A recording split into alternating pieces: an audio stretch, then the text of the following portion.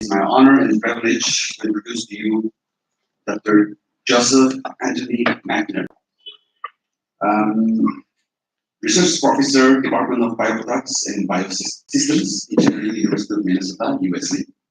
Before I ask him to come and lead this session, I would like to give a brief introduction of his professional achievements.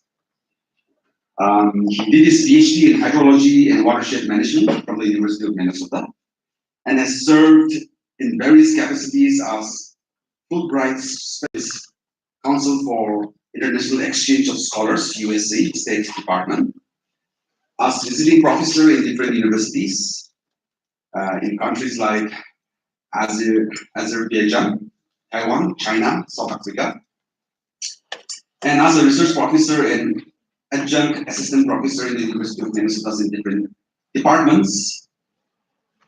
His professional registration includes registered professional hydrologist, licensed geoscientist, licensed hydrologist, and he has a vast work experience as research professor, consulting hydrologist, principal research scientist, lead research hydrologist, senior hydrologist, and technical team leader, soil scientist, pollution control specialist, and the list goes on.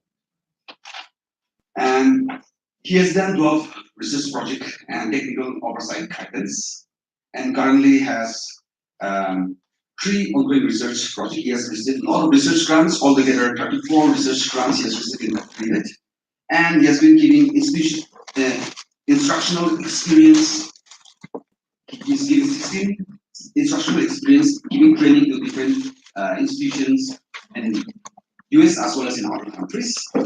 And he has authored and co-authored 5 books and a total of 88 plus publications. And he himself is not aware of how many publications he has done. A lot of publications. So that's a huge amount of work our sir has done, and we are so happy to have him here. Sir, please, you may take the session. Thank you. Thank you very much, and welcome back to this third day of the symposium, with our focus then on climate systems. Our first speaker today will be Dr. Sanjeev Sharma. His area of specialization is in radar and satellite meteorology. He works on the study of severe weather systems associated with the phenomenon of rainfall, lightning, hail, looking at microprocesses regarding severe weather. He has 25 years of teaching and research experience. Has worked on 6 major projects, funding through the Indian Space Research Organization. Currently working on high resolution of temporal and spatial variation in morphological, microphysical, and rainfall properties of precipitating systems and its social impact, an integrated multi-sensor, multi-institutional approach. So, if you could welcome me in bringing Dr. Sanjay up to the stage. Dr. Sanjay.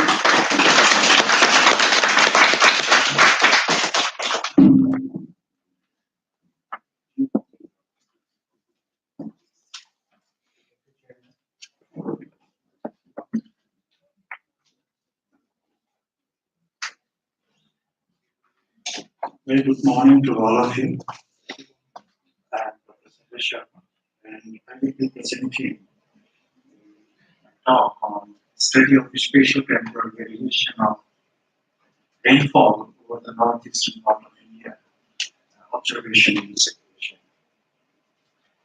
My co-authors are research scholars and faculty from Missouri Institute. Outline of the presentation is first introduction and objectives, rainfall observations, observational and simulation system. I will be talking about results and major takeaway from this presentation.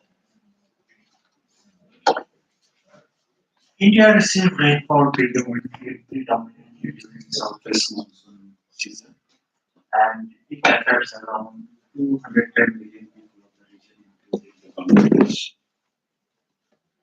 The term monsoon is derived from an Arabic word mosi, meaning season.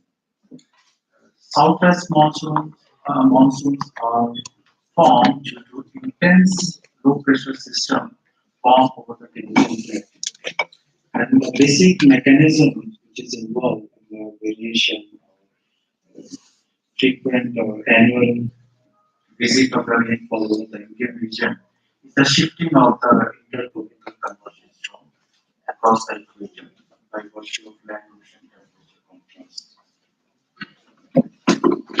Just I would like to talk something about the intertropical convergence zone, which is the basic mechanism involved here.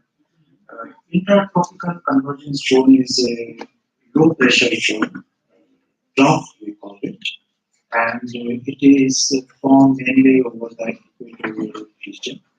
And it is due to the convergence of northern and southern hemisphere winds.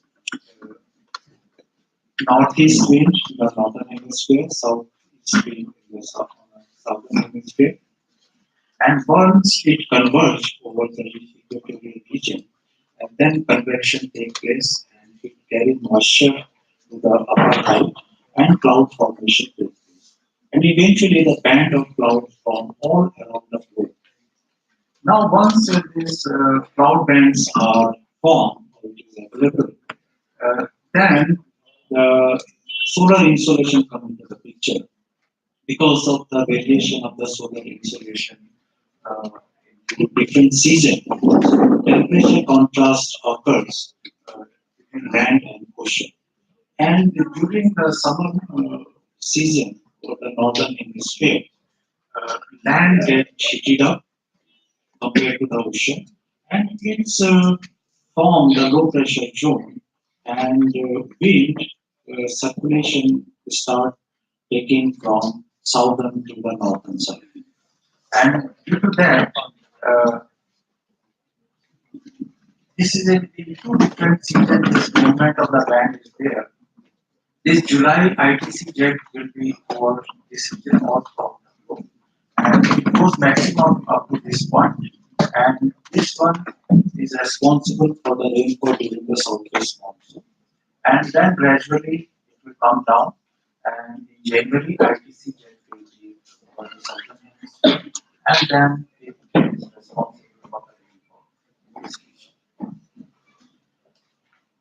This is a observation from the TRMM satellite. It is the US-Japan collaborative program. It is one of the most successful NASA mission. Originally, TRMM it was launched for 3 years, but after it was extended for 16 years. And after that, TRMM satellite, the next GTA mission was launched to continuation of TRMM with some more sensors. So here also it shows the cloud band here. It is January, March, April, June, July, September, November. In January, cloud bands are in the southern hemisphere, and during May and January, these clouds are shifted towards the Indian region here. And gradually again, September and November, it goes towards the southern hemisphere. So, in a summary, the rainfall which we receive over our region, our Indian region, due to southwest monsoon, is basically the shifting of the intertropical convergence zone. The objective of the presentation is to study the spatio-temporal variation of rainfall and characteristic of the rainfall systems. Its morphological characteristics here at a climatology scale over the northeast part of India, and to study the trend of the monsoon rainfall and associated atmospheric variables over the northeastern part of India, and to present the result from the newly installed fast response rain gauges in Nagaland, and to simulate the rainfall over Nagaland by using the WRF model, a case study is presented. The observational and simulation system here, we have taken primarily 3 systems here One is satellite onboard observation, obviously from TRMM. And TRMM consists of multi-sensor. One of the most important sensor is the onboard radar. This is the first time radar was sent to the space for the rainfall measurement. And this is it operates at a KU band, 14 around 14 gigahertz. And then second observation, which we are presenting here, that is a ground-based observation by rain gauges, both fast response automatic rain gauges and cycle type conventional rain gauges. And third system, simulation system, here we'll be using the weather and surf forecasting model, popularly known as the WRF model. Here the rainfall which we have simulated over complex terrain or hilly terrain over Nagaland. The major parameter which we have utilized here from the satellite measurement of the radar measurement, primary parameter is the reflectivity factor, the data scattered forward, which is received from the target, which is in our case raindrops. And so that I will be calling to the radar reflectivity factor check. Is the fundamental parameter which we get at level.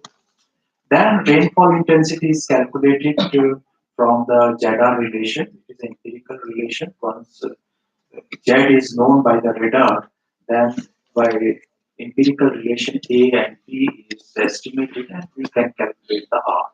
Here. So this is the basic algorithm or methodology which they have used in a TRMM to estimate the rain intensity. And another important parameter here is height of the rainfall system, because we want to see or study the what is the vertical extent of the system, because a lot of variability exists in the rainfall system and it has its implication in the release of a latent sheet. So this is an important parameter for the forecasting of the further weather system.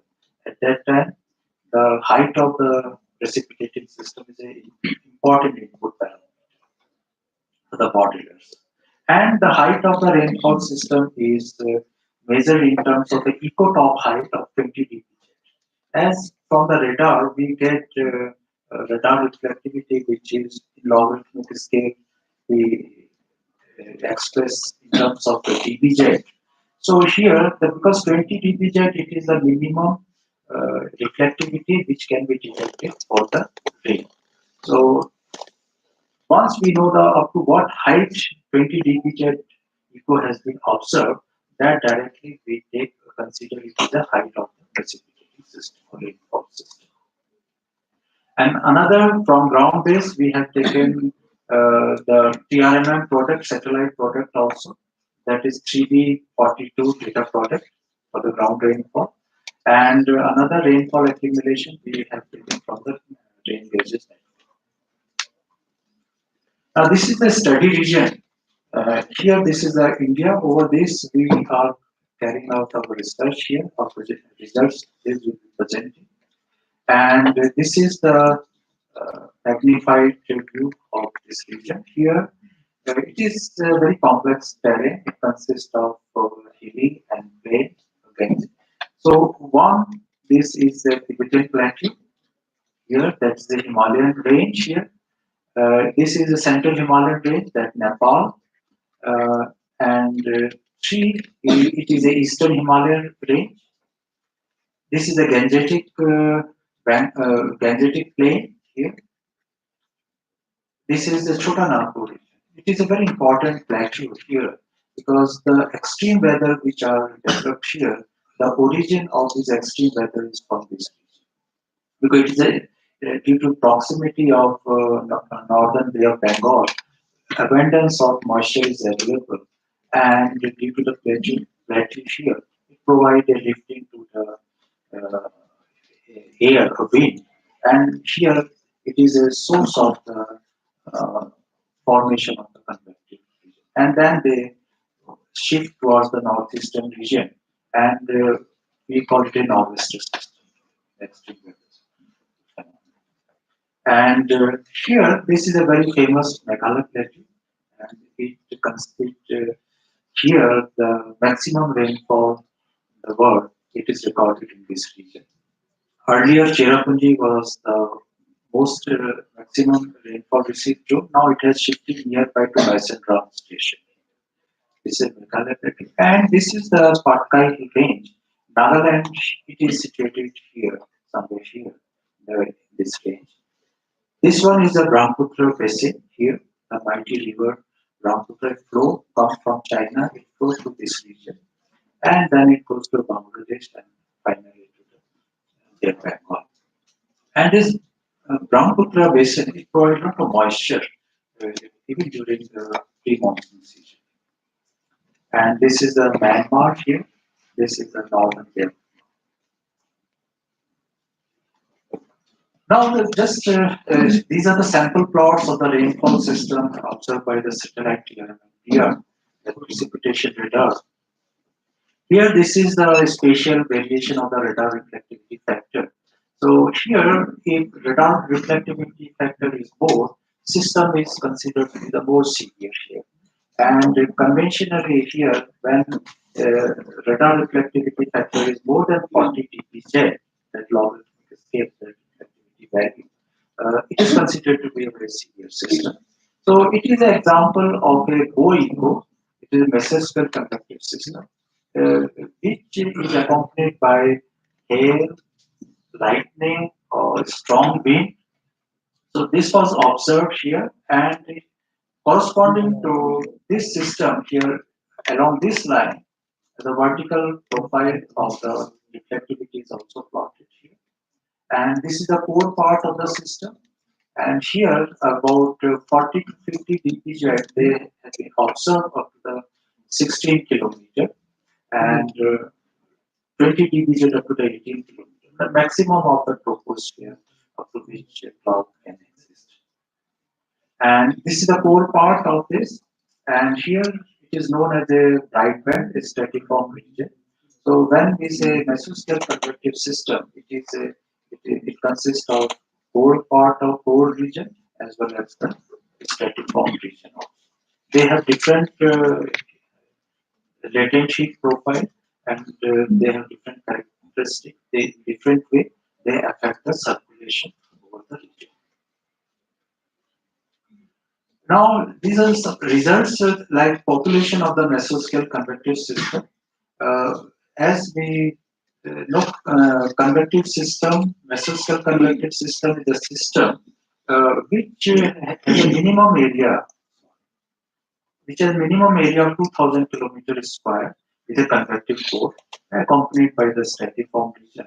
And over this region or over the globe, 70 to 80% rainfall is contributed by the mesoscale convective system. So here, the spatial variation of population of MCS is shown during the pre-monsoon and monsoon season. Pre-monsoon season, it is during March, April, May, before the arrival of the monsoon. And here, monsoon is May, June, June, July, August, September, 4 months. And obviously here number population over both the season during monsoon season relatively more compared to the pre-monsoon season. But compared to this is the northeastern part, this is the northeastern part here. Nagaland is somewhere here. This is Bangladesh. When we see here east to west, there is a gradual change in the strong gradient in the population occurrences there. Over the northeastern region, population is very high compared to this is the West Bengal region compared to the West Bengal region. And even similarly during the monsoon season also, same pattern continue. Of course, total number of population is more during the monsoon season. But overall, in terms of the spatial variability, northeastern region consists of significant number of MCS systems compared to others. This is the monsoon rainfall, average rainfall over 1 degree. And here, what we can see is that during the, as in line with the population of MCS, the rainfall over this northeastern region during the pre-monsoon season is very high compared to the other parts of the country. And obviously, during the monsoon, once ITCZ or low trough region is formed over the Indian region, the rainfall is uh, very high compared to the pre-monsoon. And over the northeastern region, it is relatively high compared to the other part of the country. So here, over the Meghalaya plateau, it is an average of 1 degree. So maximum of 2000 mm it is. Of course, once we come to the point observation of Marsendram and Cherrapunji, their point observation goes up to the 9,000, 10,000 per year. This is a monthly variation of gradually it start increasing the rainfall. Here it is March, then April and May, gradually it increase. And what it is interesting that as already I told that pre-monsoon region here rainfall is significantly high compared to this. And during this time, the uh, hazard of flash flood is very much. Suddenly, very high rainfall will be there. And during this season, it is conducive for the extreme weather also, in terms of the lightning and hail, as well as rainfall. Flash. That is, it induces a flash flood in certain regions.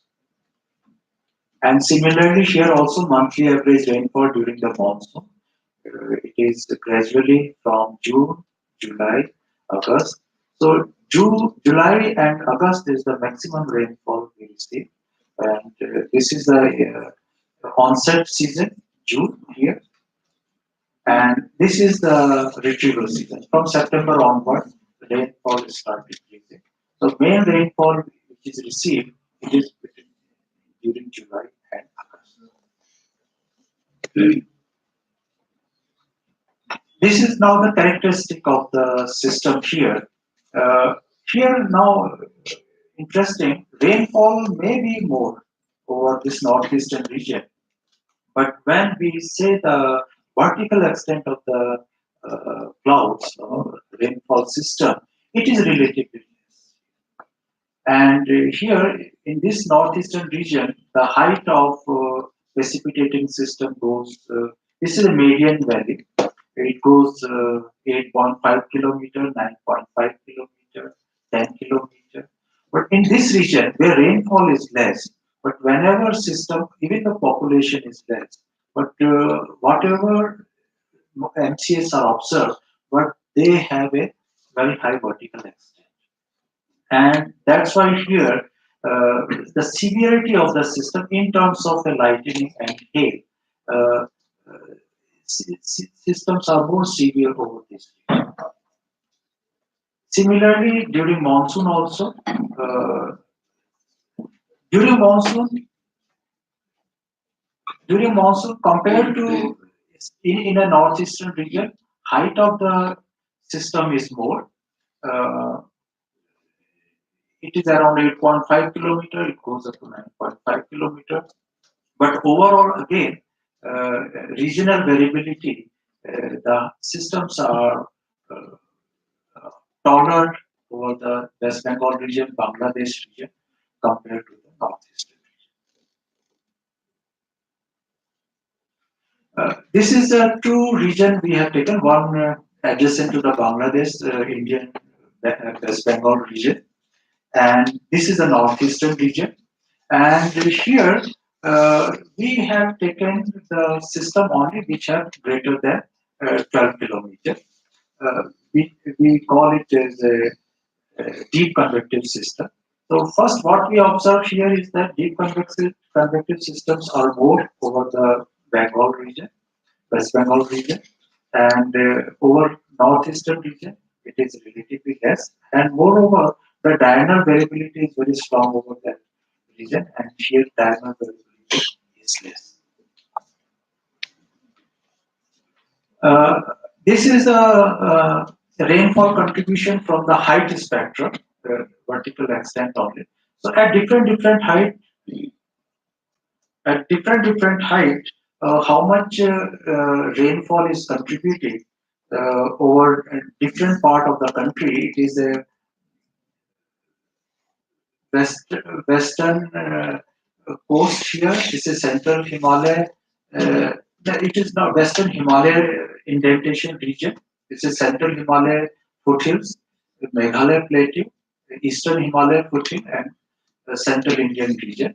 So here, this contribution, this is the vertical height and increasing order, and this is the rainfall contribution. So the maximum rainfall which is contributed over the eastern Himalaya foothill, over the northeastern region, it is by a very relatively smaller system, which is 8 kilometers. In other region, for example, this is the central India region, the maximum rainfall is contributed by around 11 kilometer height of the precipitating system. During the pre-monsoon, and this is the monsoon, even during the monsoon also, this one for northeastern region, the precipitating height is relatively less compared to the other part of the system. And again, this is a deep convective system here. Here we have taken eco top height 14 kilometer. So here also it is quite clear that deep systems occurs over Bangladesh region or West Bengal region. Over northeastern, deep convective systems are relatively less during pre-monsoon as well as during monsoon. Now this is a climatological trend over the northeastern region or different parts. So here what we can see is that maximum rainfall compared to other region, maximum is over the northeastern part.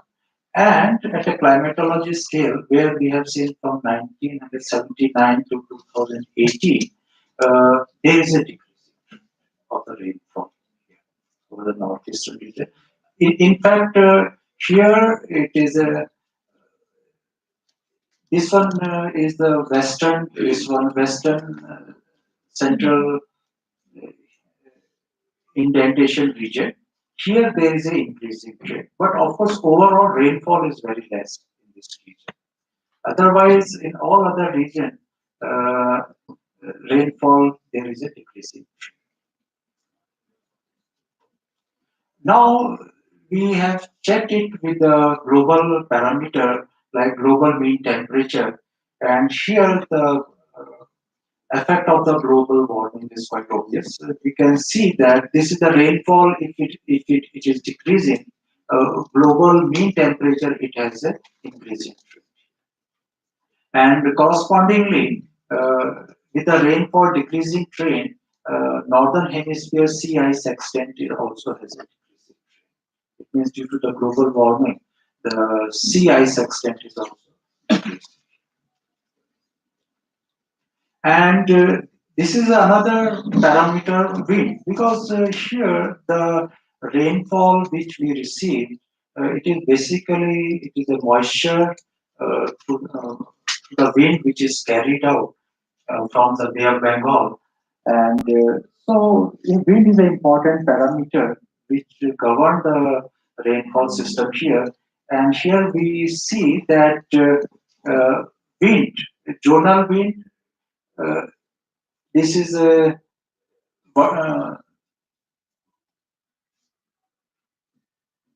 U wind and V wind. U means it is a zonal wind and along the equator or along the longitude. And this is a V wind, meridional component. Both the components they are showing the decreasing trend. This suggests that the circulation, which is important for the rainfall, it is weakening due to the global warming. And once the circulation is weakening, it is not able to bring the full moisture to the land region and due to that moisture is also now available moisture is also less, and ultimately it is resulting in less rainfall over the region. Another observation is it is a rain gauge network in Nagaland we have installed recently. So 9 rain gauges have been installed for measuring the rainfall. And here, these are the stations here. This is our Kohima here, Kohima, and it is near to Kohima. One another station is there. Jafu Christian College is there. This is a district fair. And then Tensang, Mon, it is Mokokchung, Fazalali College. This is Vokal. So all these stations are installed at different government colleges in Nagaland, 9 different colleges. And this is the background, it is a terrain feature of height here.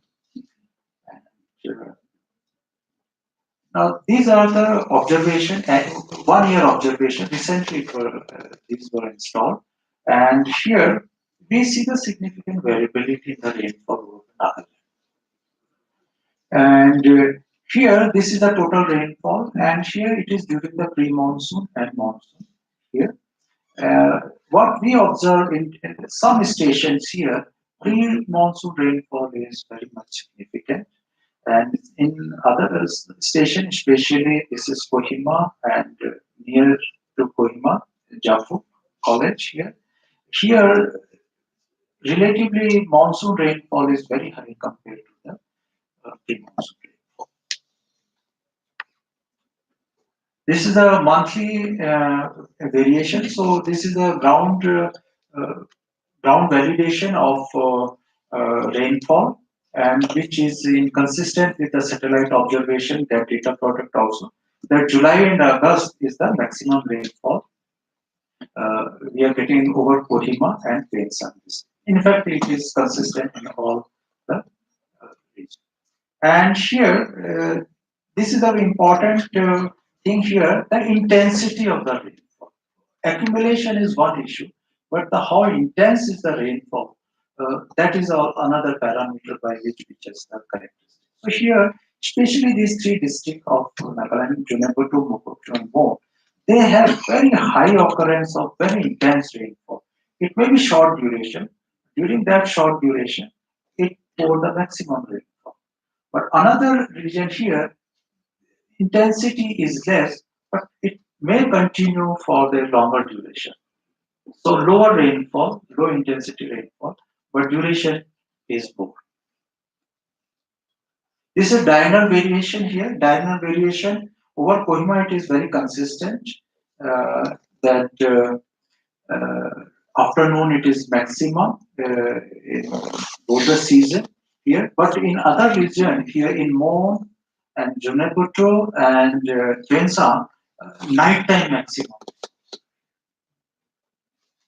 So this is just one case study of simulation here, a different scheme here we have. So this is the result of a simulation here which we have carried out over this different region, and we have compared. So of course results are quite encouraging, but still this simulation required fine tuning so that we can be very near to the observation value. Now major takeaway from the presentation.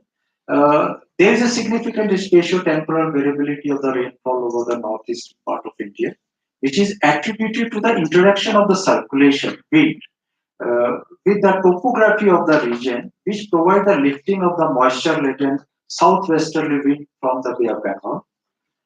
Second, though the rainfall over the region is more compared to the other region of the country, but the rainfall system are shallow in nature compared to the other regions. The region receives significant rainfall during the pre-monsoon, unlike the other part of the country, which made the region vulnerable to hydrometeorological hazard even during the pre-monsoon season.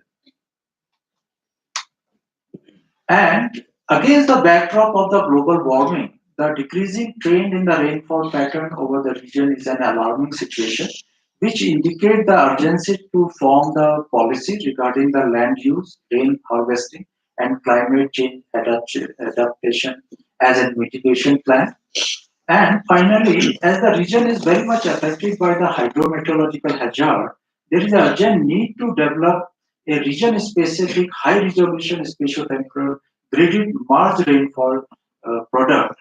When we say Mars rainfall, it will be the ground observation, satellite observation, and rainfall simulation. The financial support from MHRD, Government of India, and Government of Nagaland and the RUSA is amply acknowledged. Thanks for your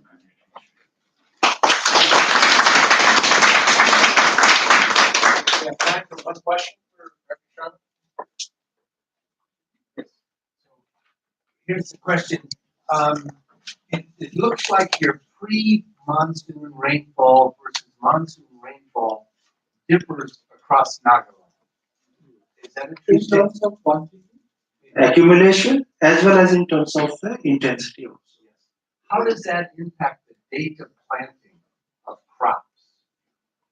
That's the question I would have. Please. How does that pre-monsoon rainfall in some areas impact when crops are planted? Should the date of planting change across the state of Nagaland? Actually, here crop plantation, mainly the paddy, it is start during the monsoon season. And forecasting or onset of a monsoon is still a very challenging task. It really is sometimes with a lot of uncertainty. So it is an ongoing research at the national level. Defining the exact date of the onset of the monsoon. So people can be earlier, they can be informed, and accordingly they can plan their agriculture. There is ongoing research at the national level. Okay, well, we need to stay on schedule and Dr. you'll be here during the break.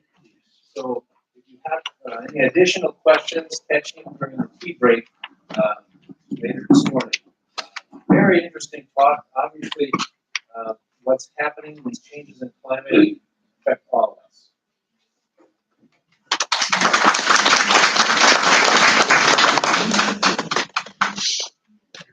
Okay, our next speaker is Dr.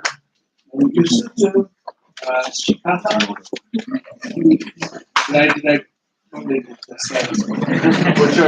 Did I butcher? I'm so sorry. He is currently the district project officer for the land resources in the Kohima district, government of Nagaland. He has his PhD in agriculture, genetics, and plant breeding. Awards include the Nagaland Governor's Commendation Certificate, the Governor's Gold Medal Award, and experience includes watershed development for the past 15 years, springshed development for the last 3 years, and noting coffee the last 4 years. So, this presentation will be focused around a little bit different than we've been talking about here, but this presentation will be coffee plantation and its importance towards a sustainable land use in Nagaland. Let's welcome Dr. Use this or-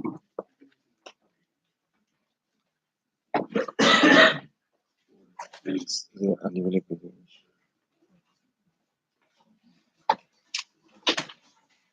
Vale.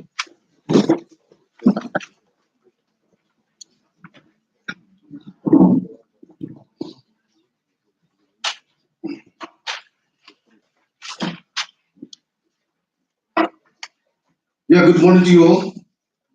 Basically, this morning my presentation will be basically based on the field experience, not in the research.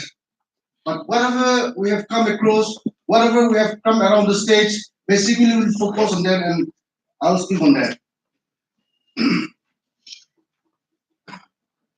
Contrast a nivel económico.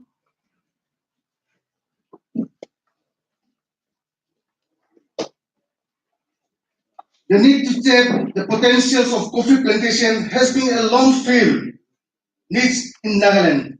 It has been generally observed that coffee plantation is an emerald crops and would be suitable to promote a viable plantation in Nagaland, where the elevation, the soil, and the prevailing climatic conditions are highly conducive. Actually, coffee is a proven crop in the Nagaland in the large-scale plantation, which was recorded in the year 2018. But most of the crops plantations are abandoned because of the improper management and also because of the lack in marketing facility. Coffee plantation in Nagaland is revised by the Department of Land Resources in the year 2015 with the active collaboration and support from the Coffee Board of India.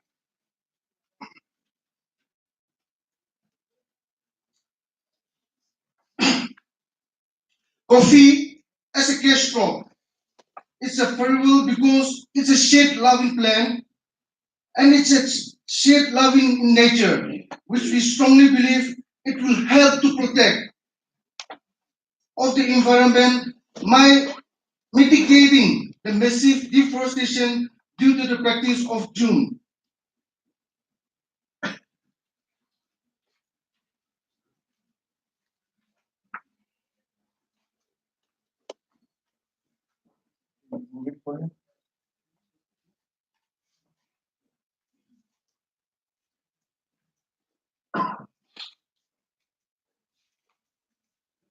Now, when we look to the table of our productions or the activities that is initiated by the Department of Land Resources, with the little experience that we are having after introducing this home bill, we have a lot of areas with different type of coffee that can be grown. Now, if you look to the table, till date, the Nagaland we have planted 13 lakhs 27,000 1 crore 32 lakhs 72,879 plants, covering the area a hectare of 6,180. Now, with that horn bill, people, especially from the foreign countries, when they come in, they used to go, and the usual question that come to us is, what is the altitude that raise the coffee? So, basing on the demand of the people, and also to facilitate the marketing, and also to give the frankness of a coffee, we have speed up, and with this, we have speed up the Arabica and Robusta in the different region.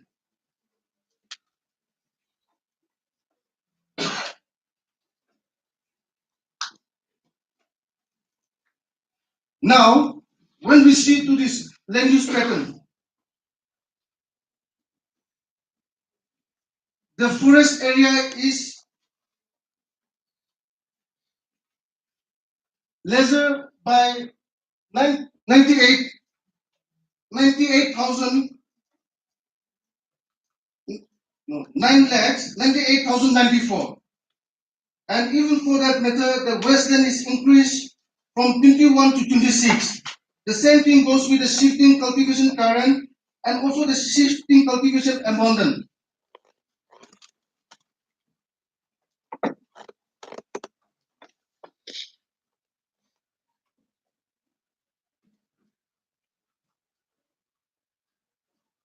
Now this is the pie chart showing the area of increasing the built-up area. Even for that matter, when we compare the two pie chart, the forest also decreasing at the same time. The grass land area also increased with the land, wasteland and water bodies.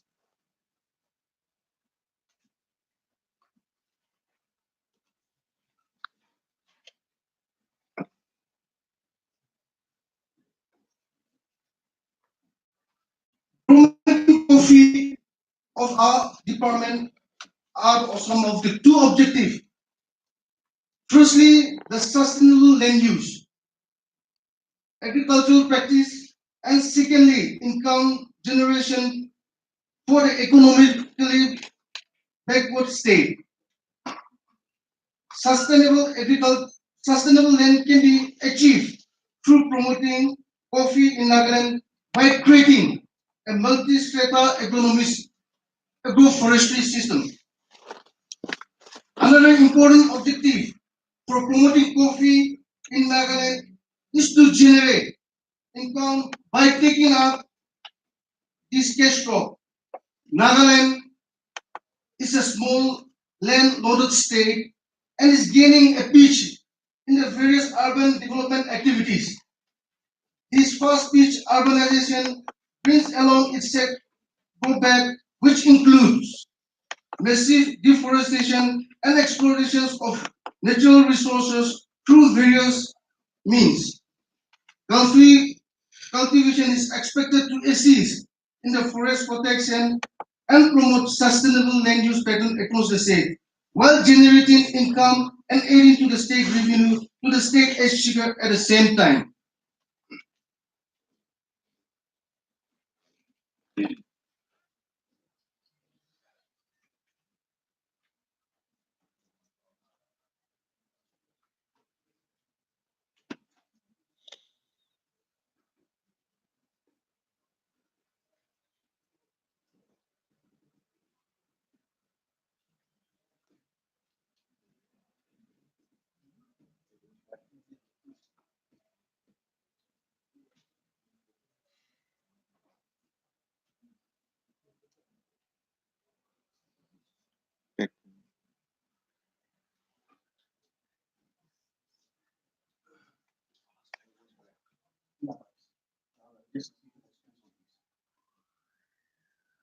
As an evidence from the table one, the coffee development has taken up a huge stride in the state since 2015. It may also noted from the table two that the forest area of the state is decreasing from 10,000 in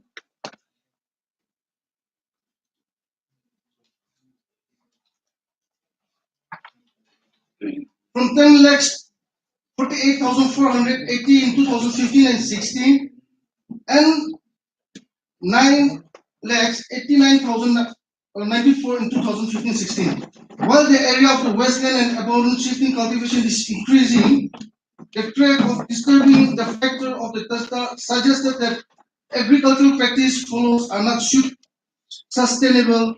Now, for every hectare of coffee planted, a hectare of forest is prevented, reclaimed from the deforestation. This can be justified due to the well-established phrase that coffee grown in Nagaland is a shade crop. For every reason, promoting coffee plantation will have an important role to play in a sustainable land use system in the state. Table 3 is expected to have at least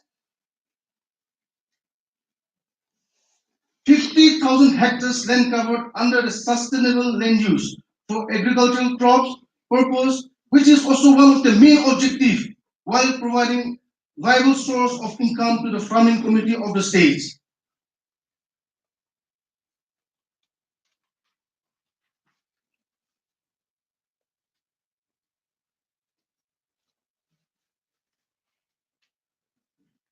We talk and focus towards the climate change has already been at conservations via forest conservation, protection, ecology, biodiversity conservation, etc.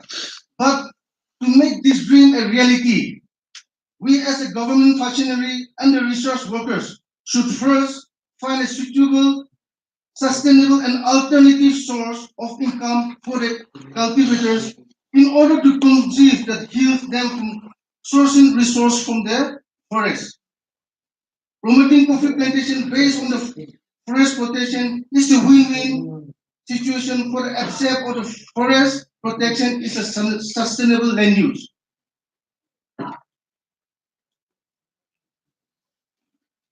India is the sixth largest producer of coffee in the world, besides Brazil and other countries. During 2017-18, India produced 52 lakhs 67,000 bags of coffee, which is 3.30% of the total world productions only exported 63.31 63 lakhs 31 bags of coffee, which is another 5.40% of the total world coffee export. Therefore, this data suggests that there is still a huge gap in the market demand and supply of coffee in the world coffee market, especially when we compare the potential and the production of the actual productions of coffee in India. This is where we take the opportunity and challenge to make this crop a vital cash crop.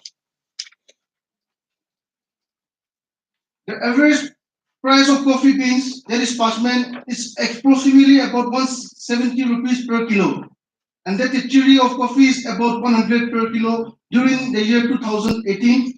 Now, it is very simple that revenue generation projection for the existing plantation in the state till 2018, calculating that the coffee trees produce 0.50 kilos of chili coffee per annum at a minimum, the revenue generated with approximately of 66 crore. This will have a huge impact to the state economy as a whole. The department is depicted in the table 3 has a target of bringing 50,000 hectares of land under coffee plantation by the year 2027.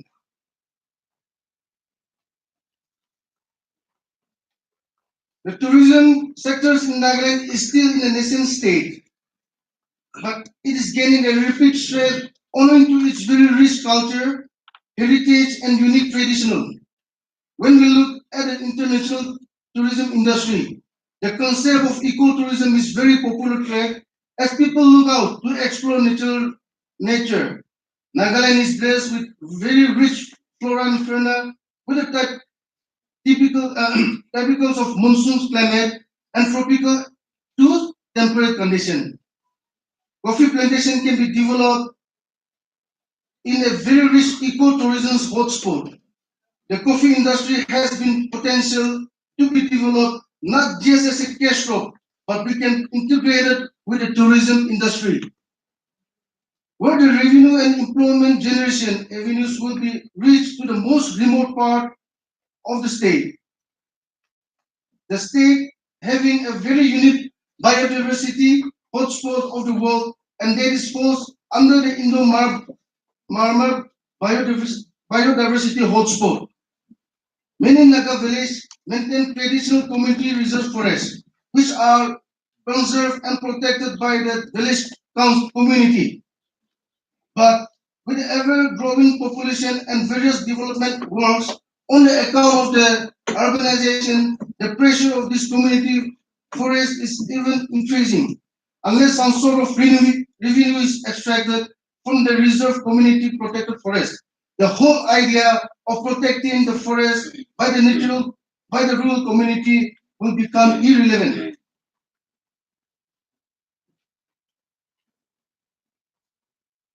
Coffee plantation can be turned as a sustainable if proper measures are taken to have a minimal harmful impact on the environment and pollution is kept at a possible minimum.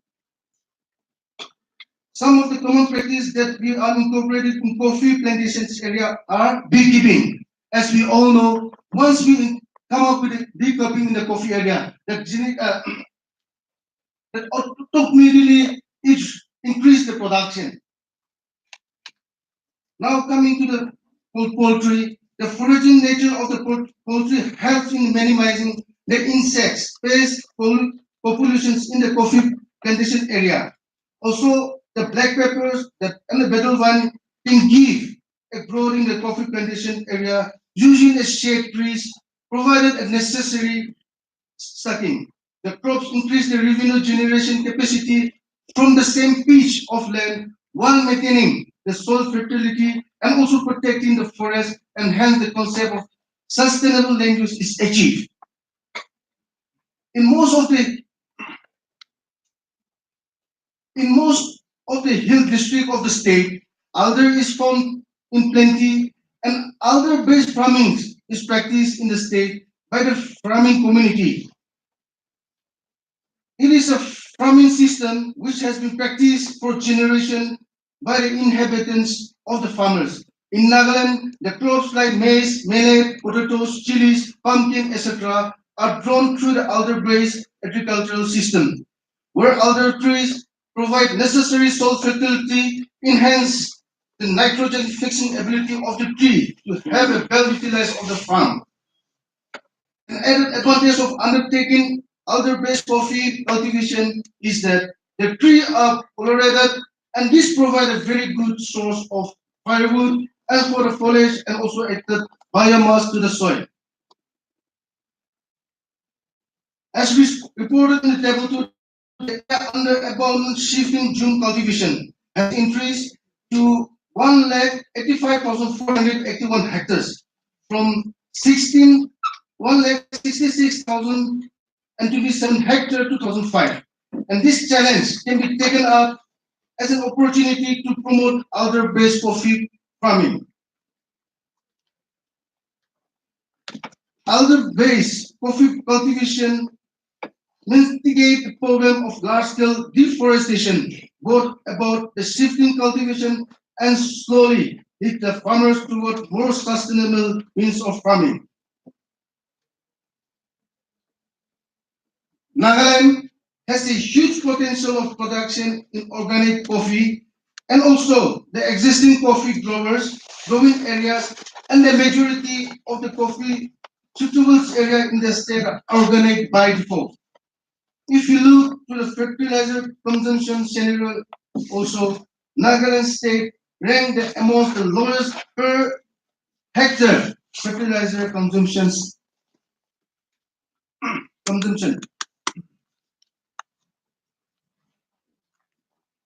Also, added advantage is that almost every household of the rural farming community keep a livestock in the backyard, raising piggery, cattle, poultry, which provide a sufficient farmyard manure and can be used in the growing of organic coffee by supplementing to the nutrients of the needs of the crops.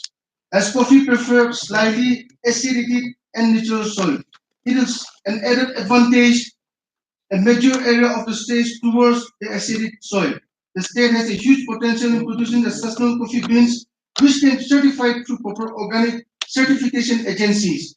Coffee pulps extracted from the pulping coffee should be well decomposed and can be replaced with a supplement of nutrients leading coffee plantation.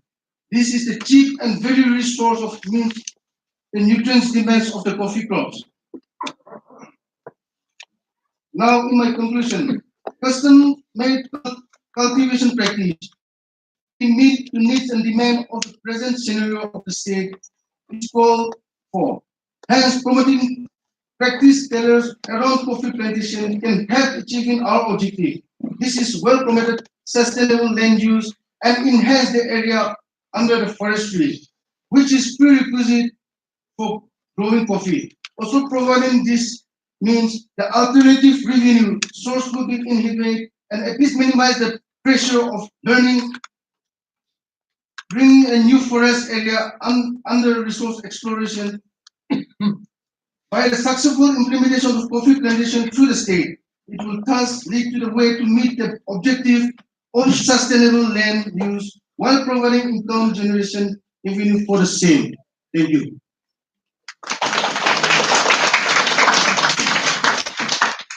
Okay, we have time for questions.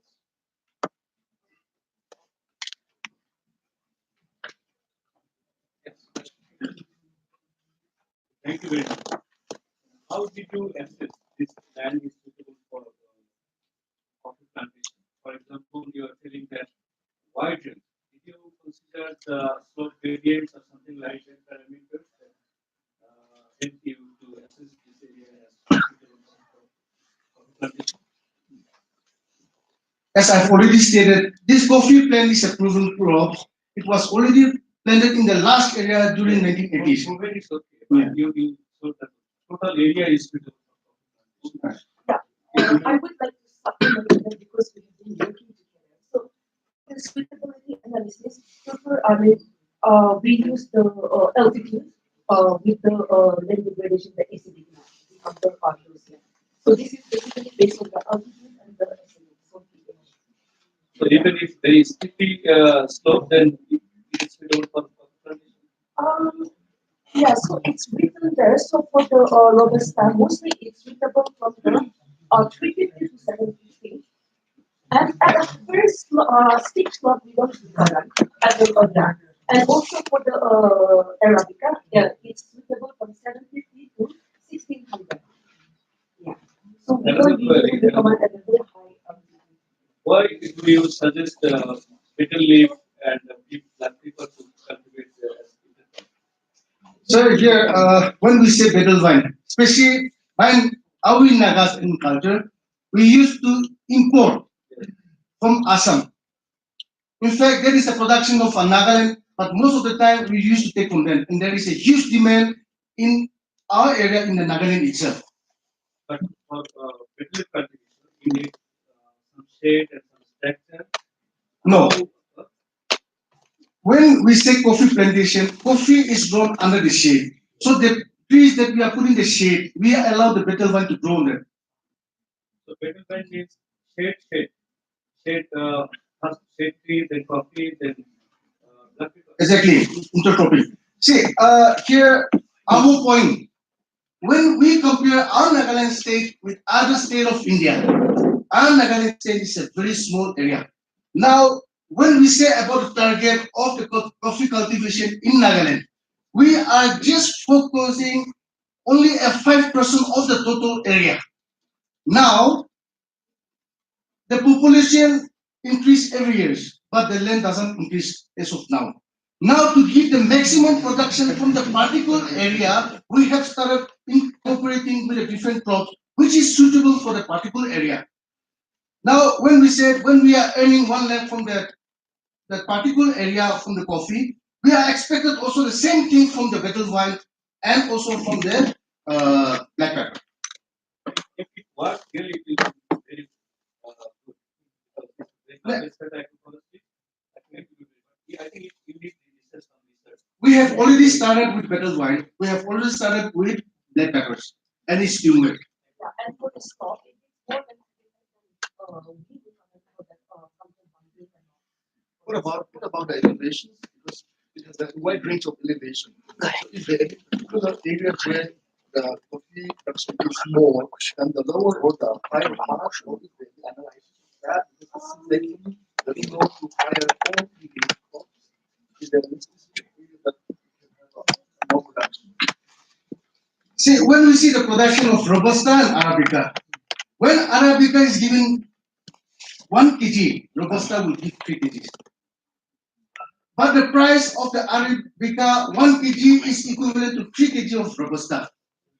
Now, when we look to the market, the demand of the Arabica raised, but the Robusta stagnant now. So, in order to capture or for that matter to give the maximum market to our people, we have already set up that below that 600, we have started encouraging Robusta, and above that 600 to 2,500, we are encouraging with Arabica now. All right, well, we need to keep moving along. Let's give our.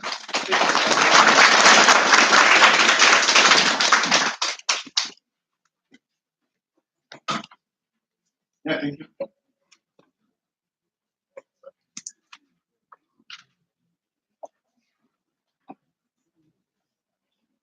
Okay, our next speaker before the break is Dr. Ube. Ube. Somebody ready to be there? And he's my esteemed colleague. Came out here.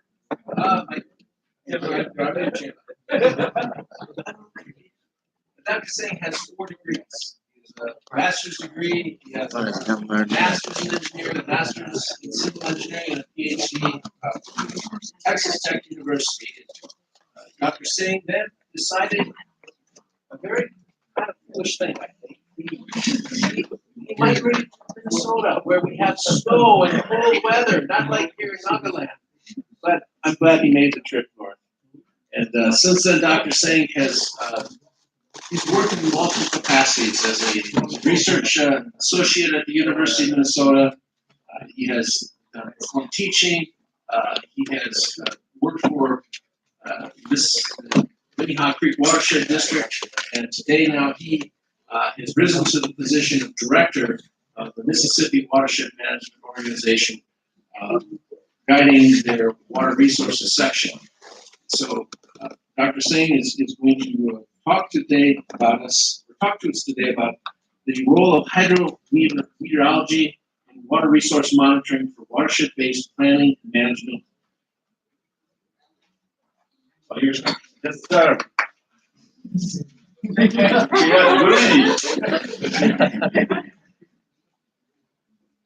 good morning, everybody. I just hope I can give you guys entertainment for the next half an hour. So this is my farm, when I go in the field in Minnesota. But originally, I am from Rajasthan, so I have to wear my turban. I'm showing it to you. You can move to the next slide. I'll give you a little introduction of myself and my journey. You can see how, even though I don't wear it on a daily basis, I can tightly wear it. This is my most useful piece of cloth in Rajasthan. So now I'm ready. That's it. We got it. No, I diversify. So you can see I'm presenting my organization, Mississippi Watershed Management Organization, Rajasthan. So it's truly, when you talk about multidisciplinary, multicultural, here I am. So for some of you who are from here, this is a map of India. This is Agra, where you're going to go. This is my district headquarters. This is my tiny village. This is Jaipur and Udaipur. So I grew up here, studied here for my agriculture engineering degree, 5-year degree. Then I got a scholarship to study in Thailand, Asian Institute of Technology in Thailand. I got a master's degree in agriculture, land and water development, and then got a scholarship to study in Texas. And then now I live in Minnesota. So when I finished my PhD, I was hired by a professor at the U of M to research. People in Texas thought I was just going to go crazy. Like, why would you go live in Minnesota? I have lived in Minnesota now for 24 years. My wife is a electrical engineer. I have 2 boys, a 19-year-old who started college, and a 15-year-old 10th grade.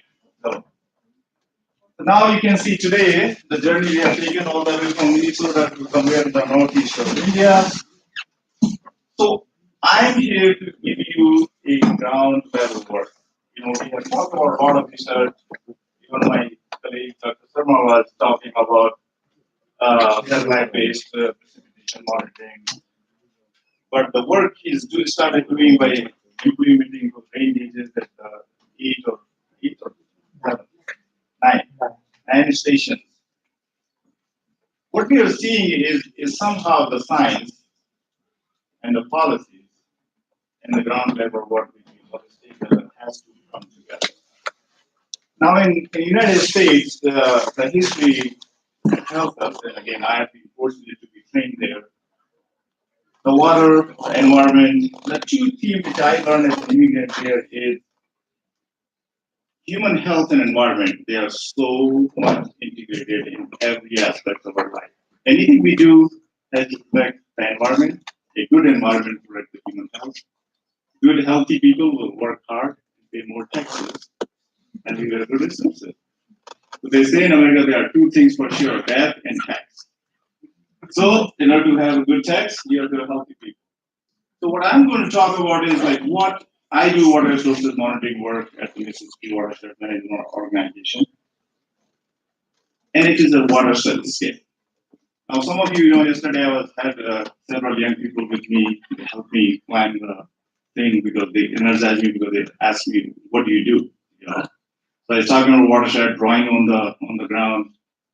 So when you talk about a watershed, this is the watershed of Mississippi River.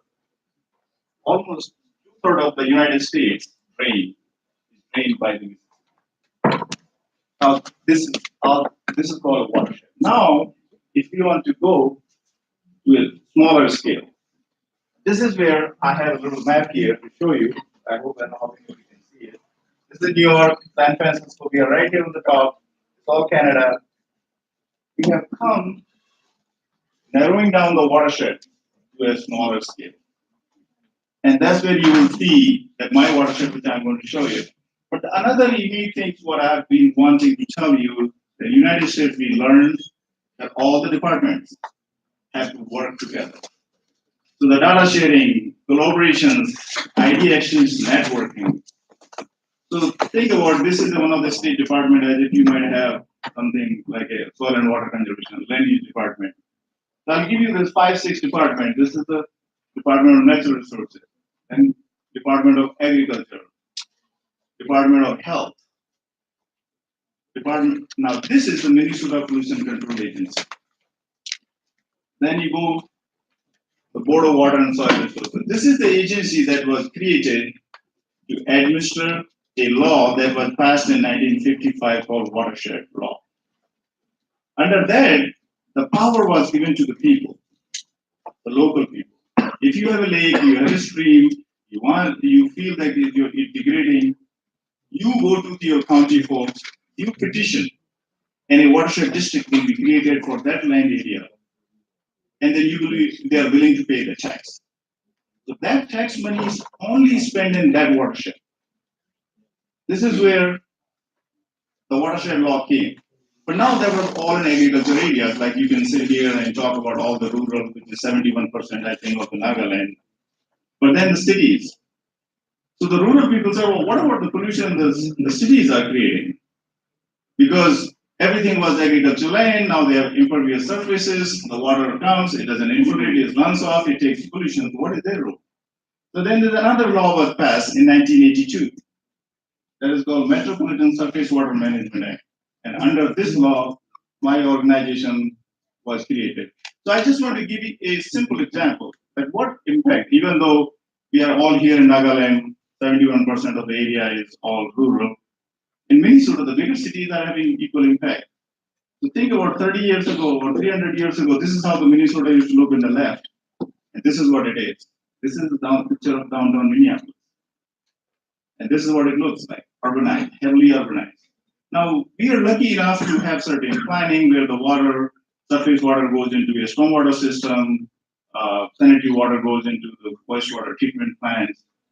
So at least we don't have, one of the biggest environmental things the United States done is that it's separated. They got the toilet, kitchen, and your bath water go to your wastewater treatment plant.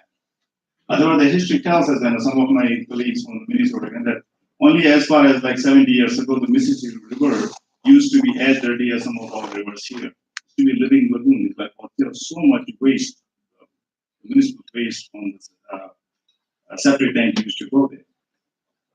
So what we did, this is my watershed. So think about the 2/3 of the United States. I work for an organization, it's only 40 square miles. So this is something like building brick by brick and coming to. If I realize, and the biggest aspect in my case is the Mississippi River. There's a 14 miles of Mississippi River that runs through the downtown Minneapolis. That's the river my agency has a job to protect and improve the water quality. And then you see in this thing that water does not obey any political boundary. You know, some of the cities you see here, so what we call it here, colonies in India, in United States, they become cities, they have their own administration. Now they are my partner, so they pay the tax.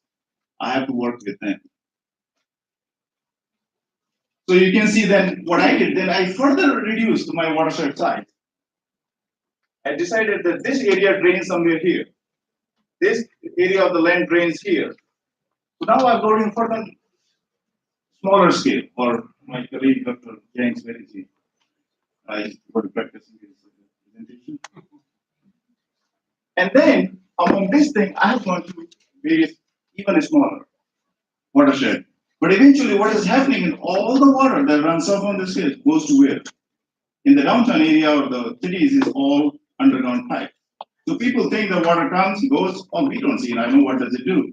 But this is what goes to the river And that's where the basic fundamental question we always ask about any water body is what is their use? Is it used for drinking water, fishing? So the one aspect for the Mississippi River that we want to have this river fishable and swimmable, and this also we take water from the Mississippi River, treat it in the water treatment plant, and the city of Minneapolis gets 1.5 million gallons drinking water every day. So I have a huge responsibility that 14 miles of the river I monitor, I provide that data with the integrity to tell the water treatment plants folks, if there is something I see it, they can stop taking the water so it doesn't affect the human health. Now, you will see a situation here tomorrow and day after tomorrow, we will be doing some training in Dimapur, which is, we are talking about open streams. But in my work, this is my stream, these are the tunnels. This is a 16 feet diameter tunnel. This is 8 feet diameter pipe. It drains 500 acres of land, and this is what directly comes to the river. So all the pollution that happens in the landscape does end up right here. And these are the pollutants we are mainly concerned, sediment. So a lot of my friends have been talking about soil erosion. Dr. Yu was talking about then how does the vegetation impact from the reducing the erosion. The nutrients, you know, in America we are so fond of having nice lawns, so we apply fertilizer, chemicals, and we have golf courses. Well, eventually, if it is applied in such a manner that it rains an hour after we apply, it all gets into the water body. Then the bacteria. So this is one of the biggest sources of the pollution we used to have it because the raw sewage used to go to the river. That's what we have in India right now. But we have, as soon as we have separated all the wastewater going to a wastewater treatment plant, we have reduced that. However, we still have some aspect of people have pets. If they don't pick up after, so in the United States, you can't just take a pet and just the pet poops there and then you run away. You have to carry a bag and you pick it up. And then of course, chloride. Now we live in Minnesota where it snows a lot. We use salt to melt the snow. Eventually, the salt concentrations are increasing in our water body. So a little bit of history about my watershed. It had a history starting in '82, but our office was only started in 2001. That's where my executive director, the person who manages the office. And then so what we did is, okay, let's take a small organization and they created 5 programs, plan. Now, without planning, you can't go anywhere. But in order to do planning, you have to see what is the condition of the water resources or land resources and land use in my watershed of that 40 acres per mile. That's where the water assessment is our first part. In order to do water assessment, I have to do water monitoring. And then in order to have some impact, if we find a certain area of the watershed is causing more pollution, what kind of projects we go and identify and put there? Because the idea is that if you can tackle the source, the receiving water body will be the one biggest benefactor. And this is my program. I don't know how many of you can see the lightings are a little difficult here. This is my office staff. We are only 16 of us. Out of that, 5 of them, the maximum number of the team I have is in my team, myself and 4 of my staff. Our budget is close to, $5 million budget. Out of that, 80% of the money we have to put into projects. The money is managed very uniquely. You can see various programs. My monitoring program is only 200,000. So you can see, even with this much money, how much work we get done, and I'll give you a simple example. As you can see, this is the Mississippi River, right off from my office. So if any one of you make it, this is what you will see. This is one of my colleagues. We are doing bathymetry. We are mapping the bottom of the river and how it's changing over time. Then the watershed assessment. This is where we go collect data, and that's where Mr. Jenks will be talking that we use GPS and GIS tools to really ground truth everything. And then we take samples and we say that, okay, where is the special location? That's where the pollution is coming. And this is, you can see the main aspect of monitoring is that it tells you what is the state of the water quality of the water bodies in the system. Now they're monitoring, as Dr. Sharma was talking about. Even though we are using our the satellites, but in the United States, they started doing groundwork, and we call it like science and society have to come together. As far as even 30 years ago, 40 years ago, people gave individual people a rain gauge looks like this. And they were trained how to monitor the data on a daily basis. And just think about it, in my only 40 square miles watershed, I have 20 people willingly, voluntarily monitoring every day of data. You can't beat that. Because now that people are feeling that I'm empowered, I'm contributing something. Because this is the area I live. I want this water to be clean. This is where, if you see this data here, the long-term monitoring, whatever level start, it can tell you some sort of things. That these are the various watersheds of Minnesota. The play area is all Mississippi. This is Minnesota River. This goes to Red River. This is St. Croix right here. And this is the lower Mississippi. The Minnesota is a land of 10,000 lakes. And then look at the land use. We have forest, quite a bit of forest, and then this is all prairie. This is where most of the agriculture, corn and soybean production takes place. Now look at this data. This is what Dr. Sharma was saying, is that with the historical data, we can see how the rainfall patterns are changing. This is where we know people, you talk about climate change, people may not believe it, but the data doesn't lie. And that's why we have to do something to be proactive. That if this trend continues, what will happen to the biodiversity? What will happen to our water resources? As I've been hearing in the northeast of India, you have a lot of monsoons, you have a lot of water during the monsoon season, but 3 months later, you don't have water. I was talking to Dr. Sama yesterday, and I was so shocked that it costs like 1,200 rupees for a 2,000 liters of water. Now that's a huge impact. Why do we have that? When we get so much rain right here. So, 5 program, we do planning, we do communication. Now, other thing is that we don't just sit in the office and do our work and go home. We have a team of scientists or researchers. They go in the public and tell about it. Any festival we have a booth where we are telling who we are, what we do. Because their tax money is the one who is paying our thing. We are telling them, come see some of our projects. So the public will know, we have the trust with them, that we are not wasting your hard-earned money. We are doing something on the landscape. That is helping you. Come connect with the river. Come to our office, take a walk with the river. Maybe take a little canoe ride. And you will be able to see that maybe 40 years ago they thought our river was all polluted. Today they can go swim in it. And then overall idea is to put some project. This is a picture of a project where we were using a clean water for a park, just for artistic park. That water was all being wasted. Our organization worked with the city. We put the underground storage tank. So this is the clean water. We treated that water. It's not fountain. It just flows. And this water is very clean. So in order to irrigate all the area of the park, we are using this water. This is what we use. And we are saving almost to the city $800,000. So this is just an example. This is the one project.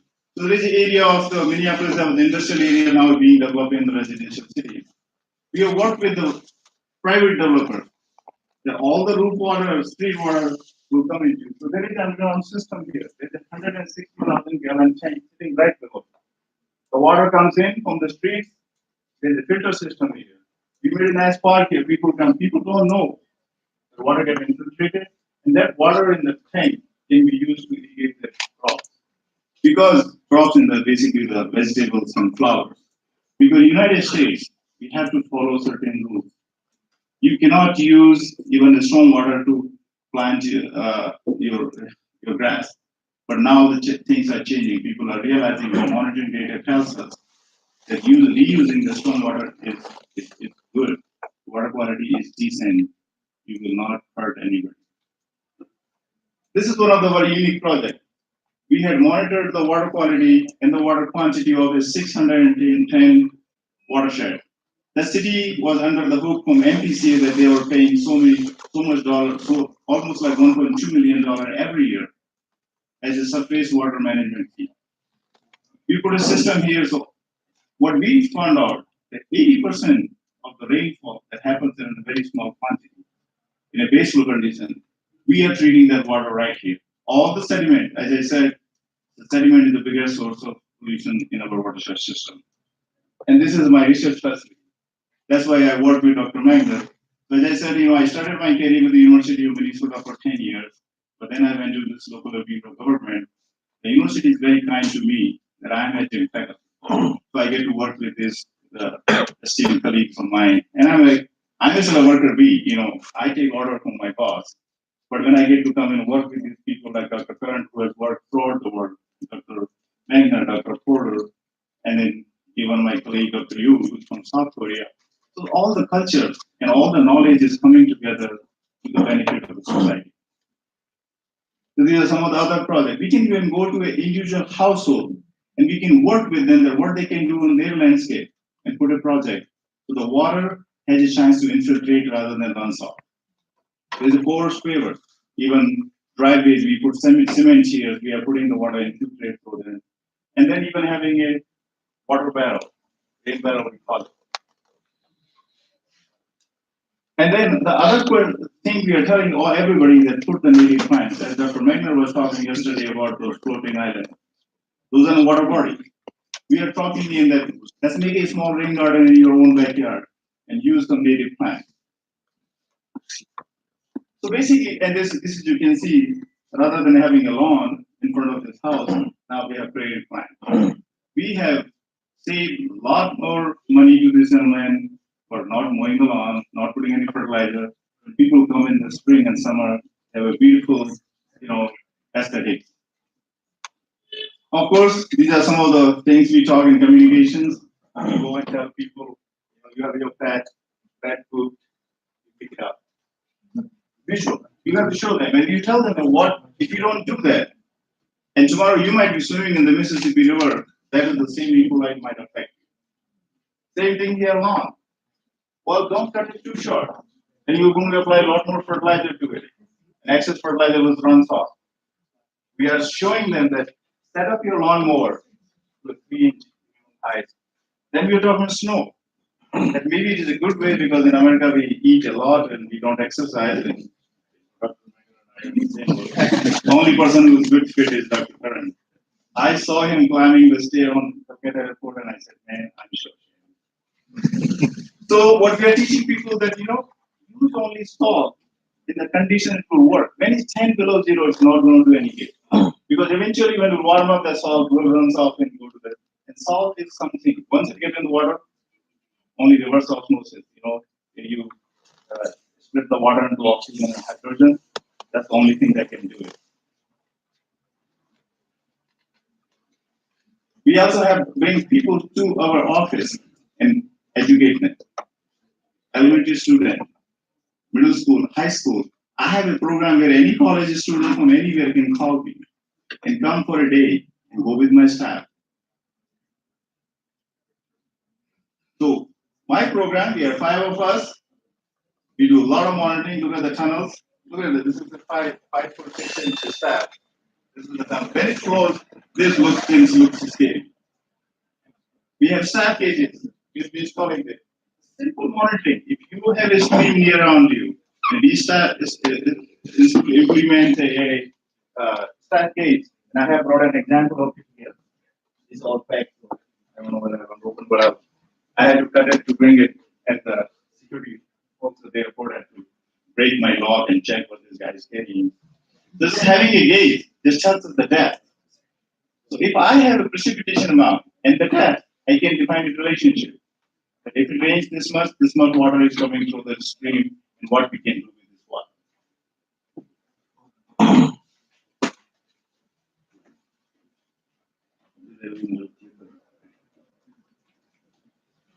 So if you see, this is my watershed. Now I'm talking all my program. We divided watershed into smaller sheds, and these are my monitoring sites. This is what they look like on the landscape. Each of the site we have the most sophisticated monitoring equipment. This saves us a lot of money. 4 of my staff and myself are able to monitor 72 sites. We have made use of technology. So this is another site. This much of the watershed area range to this part of the Mississippi. I have a monitoring system there. This is another. So this is the site I was talking. That we collected 10 years of data that comes here, and that's where we put the treatment system now. This is another tunnel. So the monitoring I do for my watershed is very unique. We are the only unique urban watershed. That's why our program is getting a little bit more recognition because we have put a lot of heart and mind. But the monitoring is also very much needed in the rural landscape too. As you can see, and our work is pretty dangerous too, so we take safety very, very seriously. As you can see that we go in the tunnels on a rope. This is our confined space entry system. We get everybody trained, and every year we have a refresher course. Some of our flow system. This is a 16 feet diameter pipe, so you can only imagine. You have to draw water to take a sample, so I have a booster pump here. So this pumps water from here, and then it pumps all over the surface. And this comes with an automated sampler. And then these samples are sent to the lab, where we analyze for the pollutant levels of sediment, natural nutrient.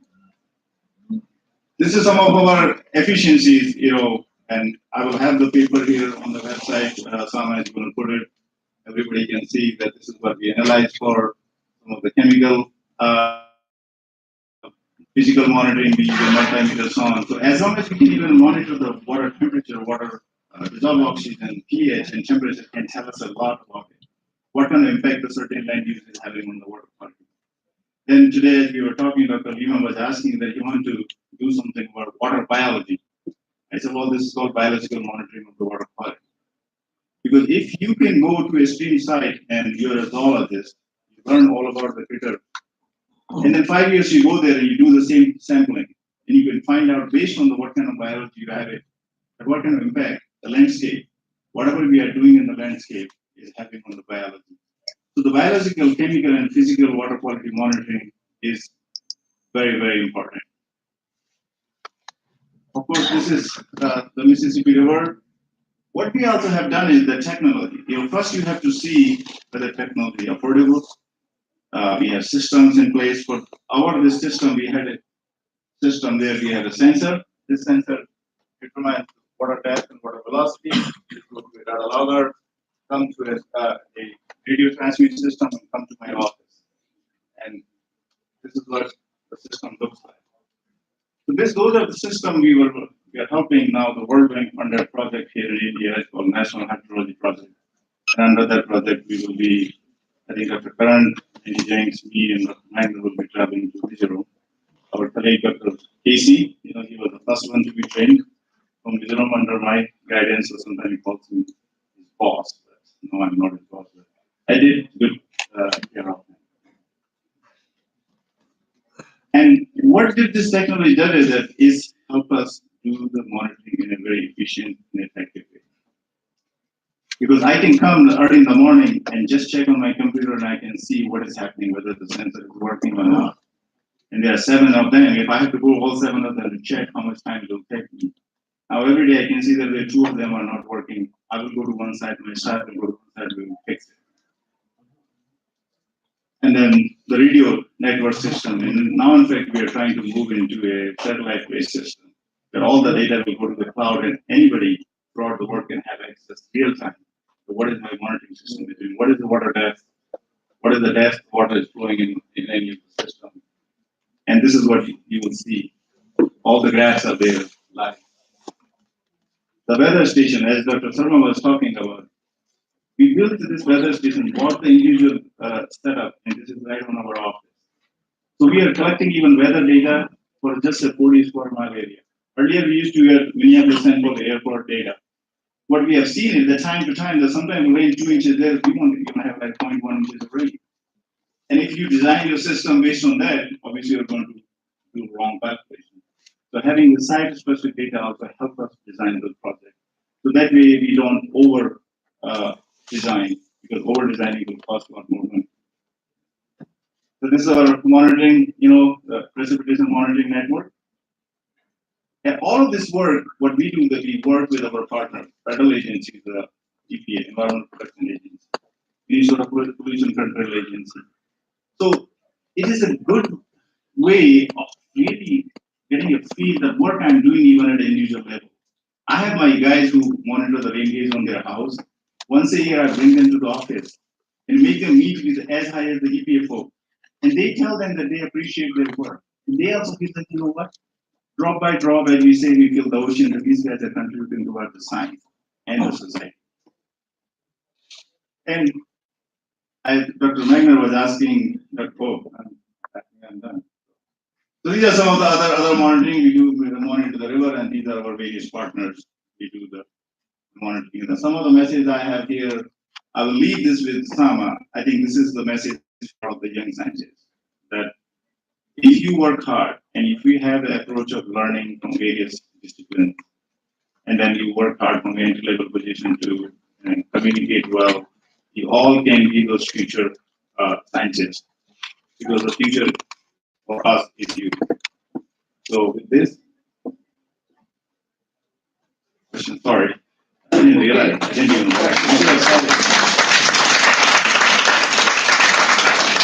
One question. Yes. We'll have a break.